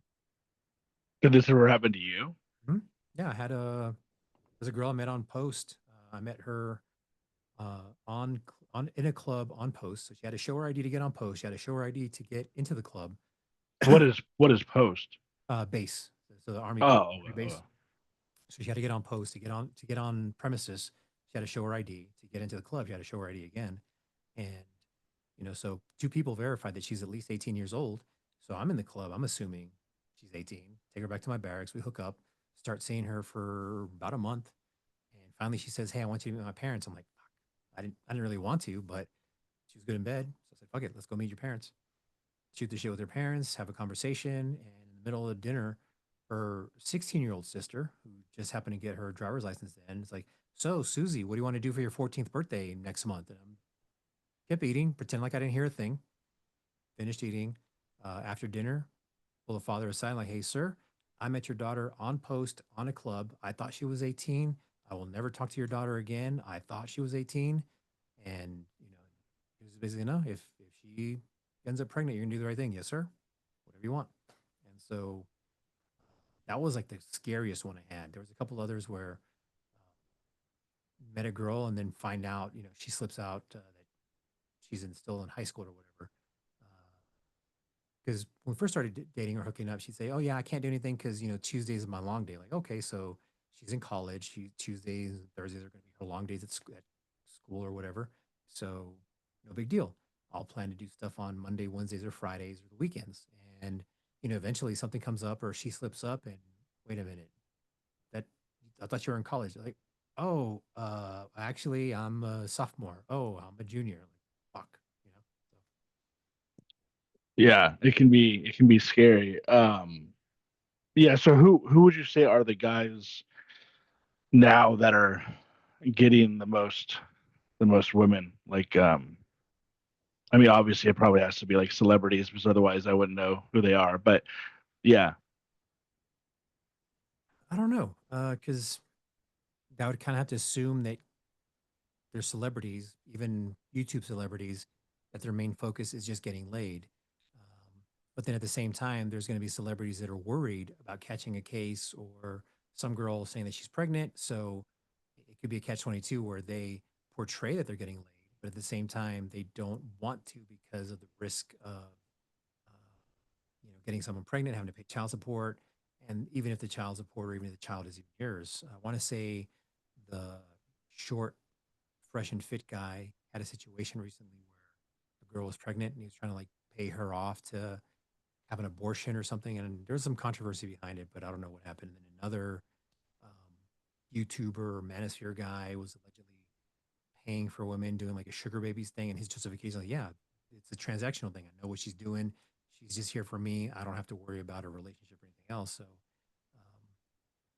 it kind of leans towards the idea of favoring or leaning towards prostitution, where hey, it's transactional. You're just paying for sex. You're not getting any emotion. She's not going to try to blackmail you later. It's just what you're here for. I mean, at this point, what position or yeah, like I don't know if position would be, but like I don't know if it would be job either, but like what I guess career do you have or whatever? Who do you think it's the most women in terms of just a career, like billionaires like Elon Musk, or like actors or YouTube celebrities, or you know, do you think there's a certain position to have that would get you the most Mm, in general, I- it might be possible. or a rock star? Yeah. It seems like the rock star thing is kind of like faded. Like it just doesn't seem like rock stars are like what they used to be.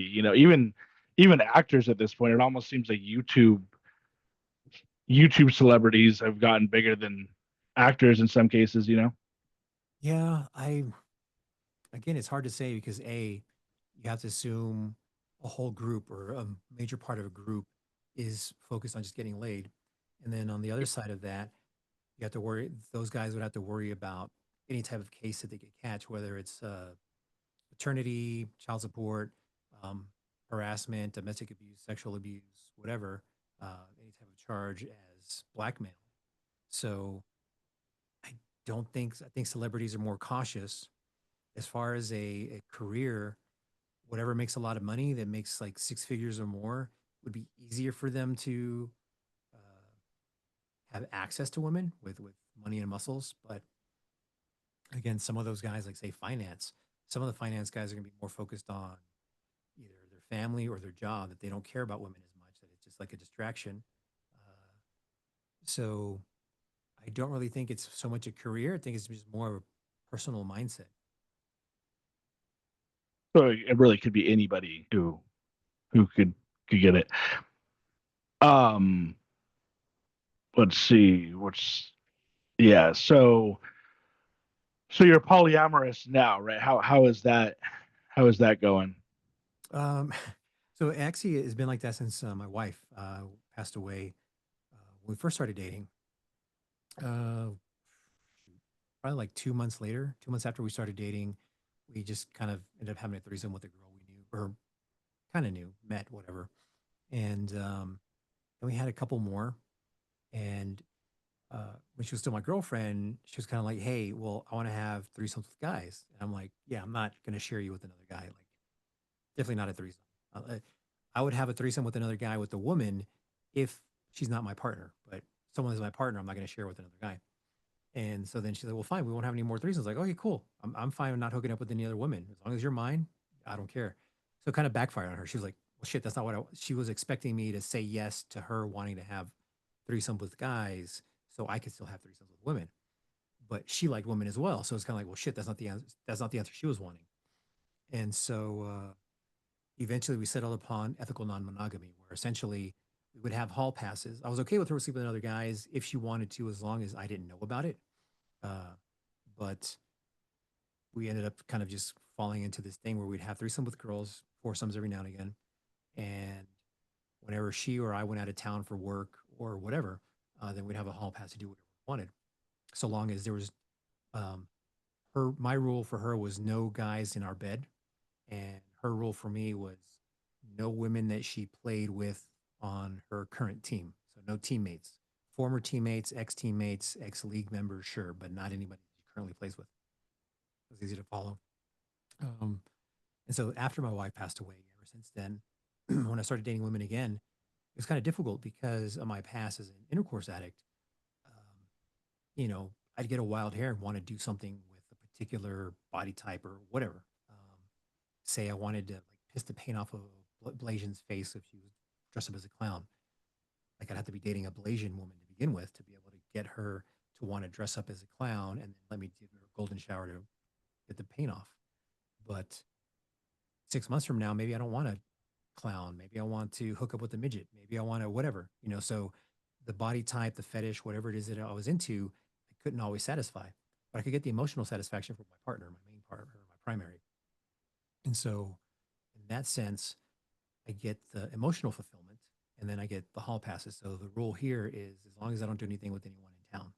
So if I go out of town for whatever reason, travel, work, family, etc., I can do what I want. And so then I kind of keep my mini harem with women that I used to see back in Texas. And whenever I go back home, just hook up with them and get most of my itches scratched. So would you say it's a good situation for most people? Do you think most people could handle it, or do you think it might backfire? No, because it takes like an emotional component that most people can't turn off. For me, sex is just sex. Like I can turn off and not have an emotional bond or connection with a woman to have sex with her. And on top of that, um, I know how to, I've had the experience to be able to manage relationships like this to where my primary is my emotional connection, where I get the cuddles, the bond, the sharing, the life stuff that I do with her, and then being able to also the depravity of all the crazy things that I've done over 20 years that I can just focus on. Okay, I want a Russian Jew with pixie haircut, and I can focus on that and just go out get what I want. okay, fine, I can't find the Russian Jew, but I can get a pixie haircut girl, liberal, whatever. And being honest with them, let them know, hey, this is this relationship I'm in. This is all you are to me, just sex. Um, we can have conversations. We can be normal and civil to each other. And so have enough contact with her for her, the other woman, to be comfortable enough to sleep with me whenever my availability is open for her. So it's, in a sense, a lot of work, but at the same time, it's easier because of my experience. For most people, a lot of times couples try to do poly to fix their relationship when the problem isn't that they need more sex, they need more emotional communication with each other, which is like a huge problem with a lot of relationships. Like most couples rarely even talk about what they like in the bedroom. Like they just kind of fumble into sex and just keep doing the same thing until someone says, yeah, I don't like that. But for the most part, if you can have an open, honest conversation about the things you like in the bedroom, then you can probably explore more things. So, like before I hook up with the woman, especially nowadays, um, tell her, hey, I'm into A, B, C. I'm willing to try X and Q. I will never do R. I'll never do X. I'll never do three and seven, whatever. I'll never do these things. But I'm open to do these other things. I'm definitely going to do these. And have that conversation with her. What do you like? What do you want to try? What fetishes, what fantasies do you have that you want to explore? And having those conversations and like, okay, it has a comfort level, lets you know what your expectations are. And one second, helps establish like a little bit of trust on how to proceed and move forward. Where, again, most couples don't have that conversation. So there's a dissatisfaction in their sex life, which eventually leads to the dissatisfaction in the relationship.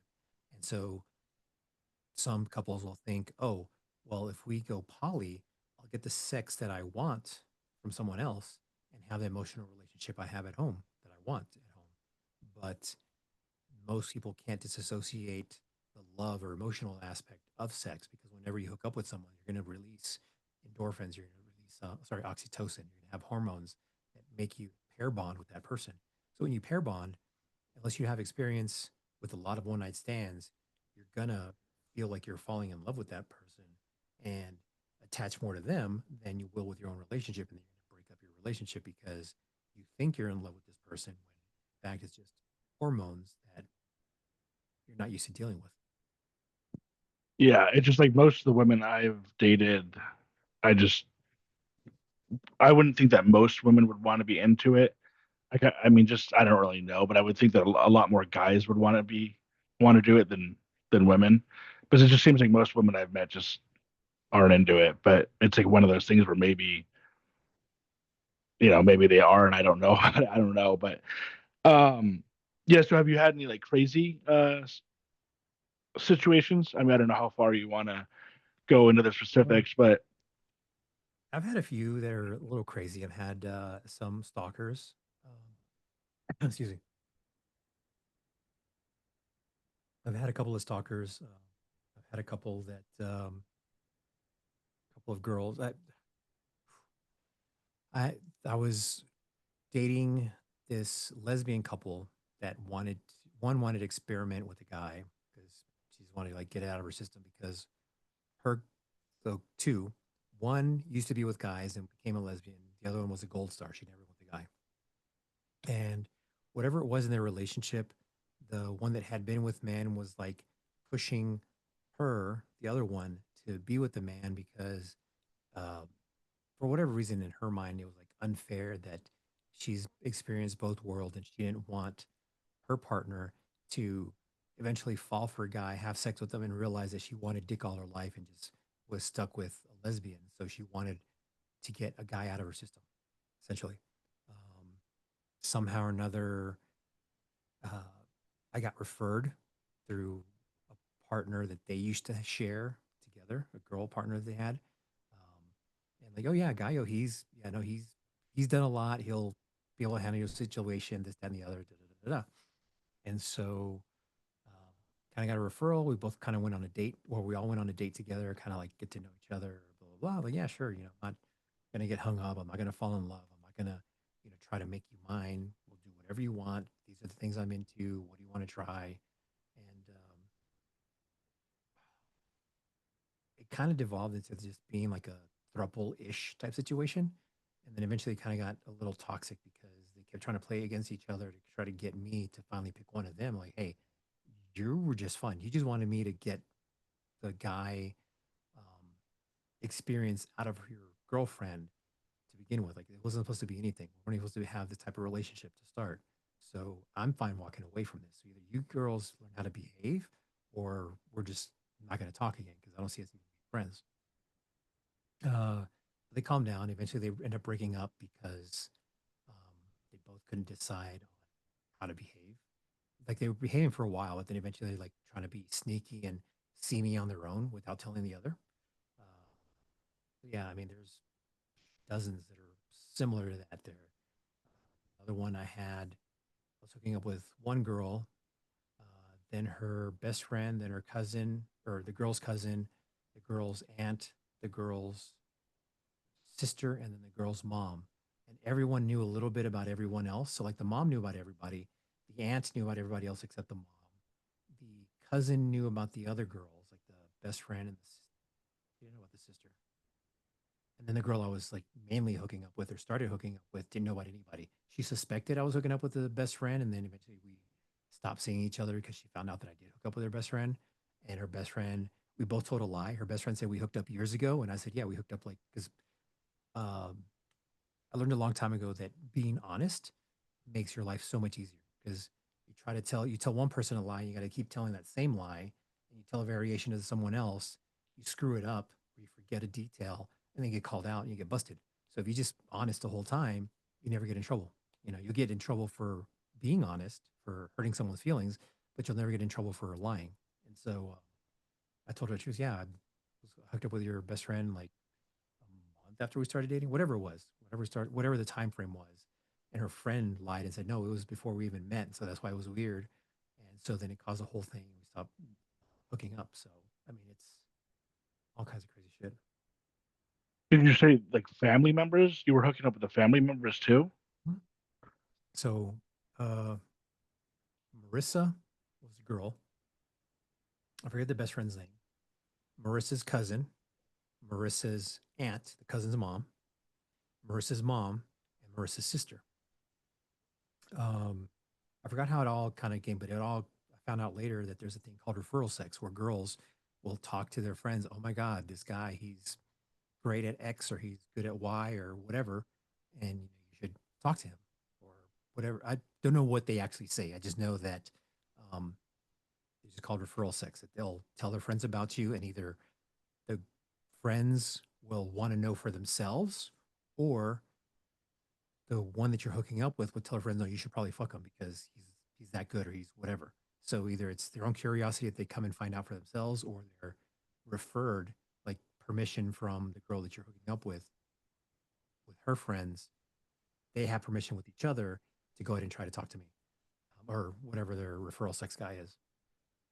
And so, yeah, Marissa was telling everybody that would listen that, yeah, Gallo's ABC and he's fun and he's this and he's that and whatever. Um, so yeah, these girls came to find out on their own, Wow, so they were literally referring to their own family. pretty much. Wow. So yeah, so you were in the seminary Mhm. um to become a priest, right? You said? Well, not seminary. It was a College of Biblical Studies in Houston. Let me take a quick piss break, real quick, and then I'll come back and finish the story. Okay. Okay. I actually got to wrap it up soon Okay. anyways. Okay. Well, yeah, But I'll tell this story and we can wrap it up. okay. So with the seminary thing, um, yeah, once I discovered I was an intercourse addict, worked through that, a lot of crazy shit that happened through my life. I'd um, been shot at in drive-bys, been mugged with gunpoint, knife point, survived multiple car accidents. I mean, had one last week. But like almost every vehicle accident I've been in has been like mangled, twisted metal that people assume, oh no, there's nobody coming out of that, and survived it. So I figured there's got to be some type of entity that's keeping me alive after all this time, all these years. So I figured maybe it's God. Maybe God wants me to be alive for some reason. So let me go be a pastor. And I checked with different colleges or different churches, and a lot of different churches have like their own seminary or college to where they teach you the doctrine of their uh, specific religion. You know what they teach you the Bible, but then kind of focus more on what they believe from the Bible, and then teach how to run a church. So it's kind of a crash course in Bible history and Bible knowledge, but then more on how to run a church. And so I was like, well, I don't know what denomination would best fit. So I don't want to go to one uh, Bible college based off of that particular denomination and then realize, oh, you know what? I don't agree with it. So I need to find another college. So College of Biblical Studies is just literally just the biblical studies of, or studies of the Bible, learning the Bible from the Gospels, learning through the old Greek text as a commentary, because there's not really a direct translation for a lot of the Greek text, learning the history of the times of the Bible. So not just learning the Bible itself, but learning what life was like back then. So how people knew things, particularly like, so back then there's no movies. So there's no way to entertain other than storytellers. Storytellers would reiterate stories from way back in the day. So there's stories from other religions. There's stories of like Gilgamesh and all kinds of other epics, Odyssey, etc. And so people knew these stories and were fascinated with them. And there's a couple of Bible or a couple of stories that kind of translate into the Bible. And there's like a mistranslation about who Morning Star is. Morning Star actually doesn't refer to Lucifer. It refers to, depending on the dialect, either Ashter, Esther, or Easter, depending if you're talking about Syrian Aramaic, Aramaic, Assyrian. Uh, there's like four or five other Semitic languages that kind of overlap, so the pronunciation is different. But that's where we get the term Easter from. And she was a goddess of fertility and sex, and the dawn, so the morning star. And the story of the person that was trying to reach up to her throne was just a human, and they were trying to take her throne and take her place on her throne, and that's who was cast down. It wasn't Lucifer, an angel, that was cast down from the throne. It was literally a human being. That's where that story came from. But it gets misinterpreted in English or modern times as uh, Lucifer that did that. Another one from the Bible that kind of stuck out with me is a mistranslation, like is mistranslation over time. So all the translations nowadays, NIV, the Word, New King James, all these other ones come from the King James Bible that was written back in 13, whatever, 11, forget the time frame. But it was translated from Assyrian, Greek, Aramaic, ancient Greek into Greek, then from Greek into Latin, then from Latin to English by King James. So there's three different translations. Then from there, all the translations are based off of King James to now. So that particular mistranslation, most people assume or associate, or let me backtrack, sorry. The sixth commandment is the one about killing, which most people say is, thou shalt not kill. If you go back and read the Hebrew text where it comes from, it's thou shalt not murder. So that's already one mistranslation to start. We keep mistranslating from there. Um, so the conscious murder or the conscious killing or intentional killing of someone, a person, is what's a sin, not killing in general. You can kill your animals to feed yourself. You can kill plants to feed yourself. Plants are entities. They're alive. They're not just dead. It's not like they just kind of spew themselves and sacrifice or suicide themselves to be on your salad plate. We have to kill plants to eat them. So we do a lot of killing throughout the day. Almost everyone I know has killed a bug in their life, unless you're terrified of all insects. But for the most part, all of us have killed something. So we've already sinned. So there's so many different little things that as I learn more about the Bible, I realize that there's not a single denomination that accurately depicts it. And, most religions or denominations pick and choose what they want to teach. And in the colleges for the, what do you call them, specific denominations, they'll teach their version of the Bible or how they interpret the Bible to be. So most pastors have a bad education in the Bible to begin with, or in some cases, they just like, oh yeah, my daddy was a pastor and I read the Bible and I teach what he taught, and they just keep teaching the same thing over and over again without really understanding what the Bible's like. So that's my brief history into why I'm agnostic. I believe that there is a higher power. I just don't believe that the Abrahamic God is the higher power. Yeah, so it mainly just comes down to like mistranslations. A lot of mistranslations, falsehoods. I mean, Christmas itself is a total lie. It's a sham. There's no such thing as Christmas. Jesus was not born on or around December 25th.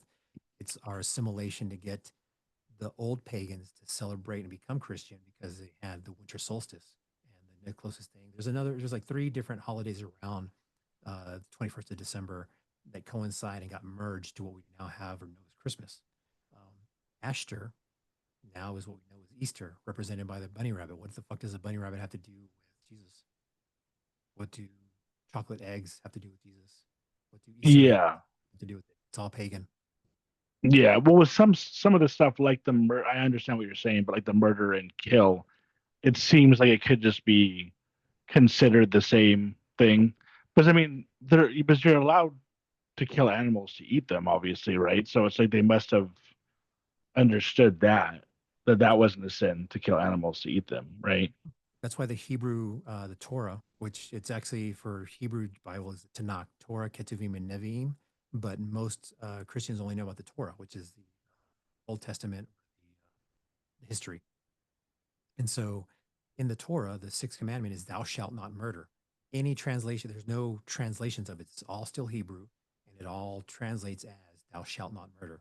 Um, or more like murder you shall not do. Or I forget the verb, the syntax because they read from right to left. So it kind of comes back a little skewed, but it still would translate to thou shalt not murder. Like murdering a human, intentional killing of a human is a sin. Any other killing is fine. There's no sin against that. But then again, Jesus Christ, JC, was asked, hey, what's the greatest commandment of them all? And he says, technically, there isn't. There's only two: honor thy mother and father, and love each other as you love yourself, which covers all the commandments. If you love everyone else as you love yourself, as you should love yourself, as keeping your body as a temple, treating yourself with respect, then you're going to respect everyone else and you won't sin against them. Yeah, and you were going to be a Catholic priest. That's what you No, were. I was going to be Christian. I just wasn't sure which denomination. Oh, okay.